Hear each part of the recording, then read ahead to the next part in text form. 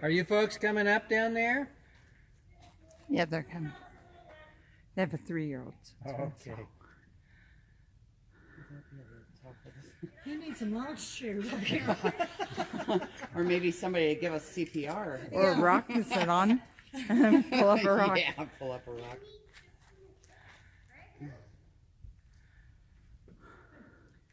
Well, welcome to Pulaski, and you're welcome to ask questions at any time. However, I will try to give you an overview just so that you know what we have here.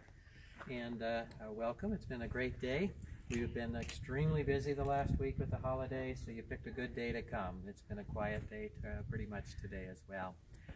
So the culture we're going to talk about is the Sinawan, Sinagua. It comes from the two Spanish words, sin agua. What does that mean? Without water. Yeah. Without water. Not a real good name for a culture because they're always going to live where they have access to water. But that's a name given to them in the 1930s by an archaeologist. What archaeologists were determining is that there was a different living style in a certain range, and they identified from the northern Sinawan up by Wapatke Sunset Crater north of Flagstaff down here to the southern Sinawan in the Verde Valley. They also identified their cultural existence, and that would be at approximately 600, AD 600, until approximately 1400. No evidence of this cultural living style after about 1400, 1425. Now this is the actual ruins. The Forest Service will not reconstruct. They will stabilize to preserve, and I'll point that out a little as we go along. The only reason this structure exists at this level of preservation over 900 to 1,000 years is, don't fall over backwards, but it's the archway above. So the normal rain and snow and rain is drip line is out to here. We're extremely fortunate that it exists the way you see it today. Okay? Yeah, really. So let's take a look at it. We have 9 rooms in front of us. Sections 1 and 2 are single story. Sections 3, 4, and 5 are 2-story. Section 6 at the far end, a little harder to see from this vantage point, single story, little different room, thought to be a granary or food storage. If you look to the left in the west alcove, another 6 to 7 rooms. You can see it's a very fragile area, but 6 or 7 rooms there means that we have about 16 rooms in these 2 alcoves. In the red canyon that we're in, approximately 20 rooms. Okay?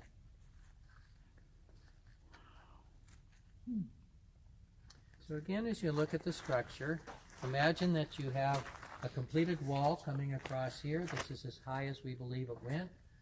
Goes back to the rock face. The remnants of the lower wall goes up here to divide the upper rooms as well. Now the lintels, we'll call them probably headers today, but the wood piece lintels here in sections 3 and 4 were replaced by the Forest Service to stabilize the walls above. But all of the lintels in section 5 are original. Now the loose stones that you see here, those were simply placed here by the Forest Service many years ago in these entryways to try to cut down on the wear and tear of the site. Of course, that's what we're here for today.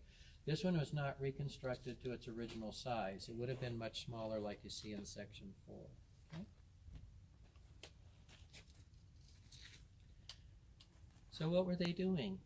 They grow crops. They are farmers. They're hunting and gathering as well. The crops are the 3 big sisters that we see all over the Southwest: corn, squash, and beans. They are also growing cotton. They are very good weavers. Okay? And we have found artifact pieces of woven fabric. They're growing their crops in that area down below us, between us and the parking lot.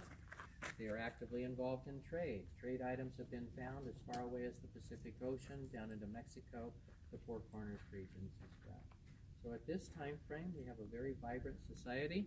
We believe the construction started here in 1125. It's lived in continuously for 150 years, several generations, until it is vacated approximately 1275. Okay? Any questions? What's in between the rocks? Like, what did they build with? Is that clay? Is that to keep the rocks together to build? something. It's gonna So be the fun. mortar is simply the soil and water. That's why if it was out in the open, it wouldn't have Right. stood the test of time. I know this soil in all its evil consistencies. And so if you get the right amount of water combination, it will form into almost as hard as a concrete, as long as it's kept out of the worst of the rain and the snow. It's amazing. Yeah, it is. This ledge is just enormous over it. Yeah, I want to see the original headers over there. Young man, yeah, nice if you probably not scratch anything. You know, a little young to understand this, but this is a cultural area, and so if you don't want to make any marks here, I'd want to do the same thing if I was your age. Yeah. It is So they did have roofs. So if you look in section 4 here, some of you may have to bend down a little bit. There are some round holes in the wall of section 5 to the right. So that imagine that as you are building your walls up, and for our measurement at approximately 5 foot 8 inches, you would place these series of large beams on the walls you just created. Then you would fill that in with branches and bark and grass and mud and clay. So they did have roofs. If you can no longer build out or you want to build up, you put a roof on top, and that lower one actually became the floor of that upper section. And it's 2-story over here, huh? That is correct. Wow.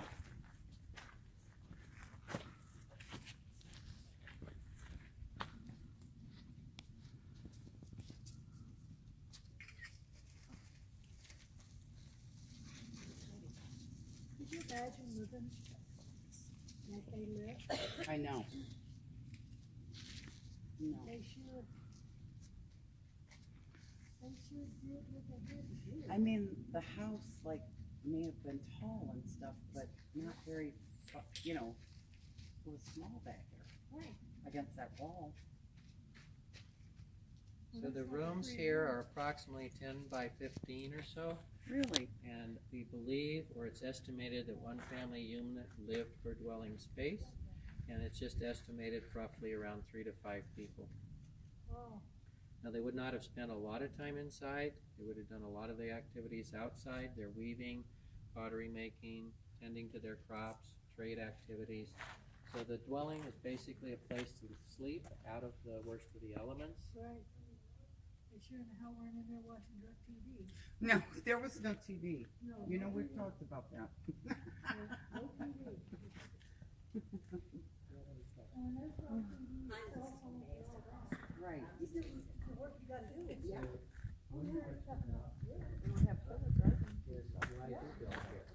Sometimes people think that might be for defensive purposes. We might tend to downplay that a little bit. We have a culture that's living here for 150 years. They're actively involved in trade. They're growing their crops. Also, in any remains, expensive human remains that have been found in the area, there's not a lot of indication of violent death. So we do have ready building supply materials. We do have access to water and waterfalls right here. We do have a place to grow their crops. They have a great place to live.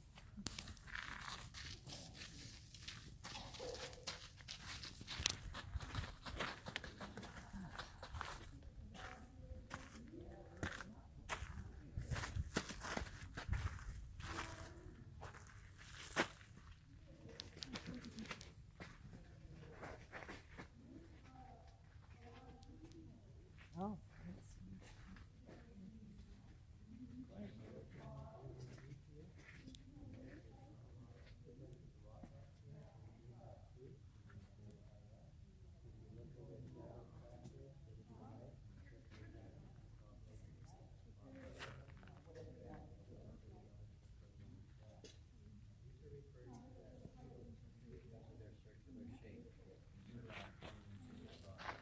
What's interesting is we have shield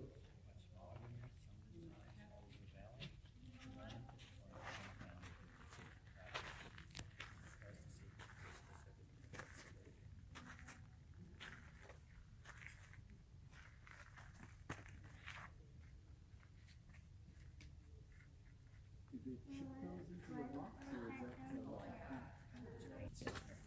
in the summertime, it will not get in until late afternoon. So it certainly seems that not all cliff dwellings are oriented. We're slightly south-southwest. That seems to be another factor of a great place to live.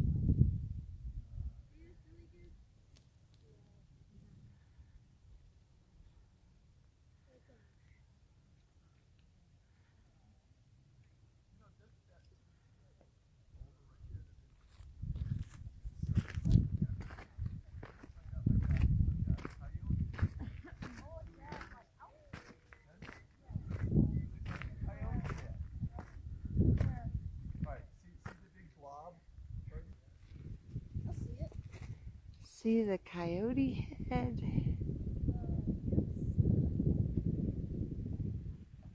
Oh. Oh.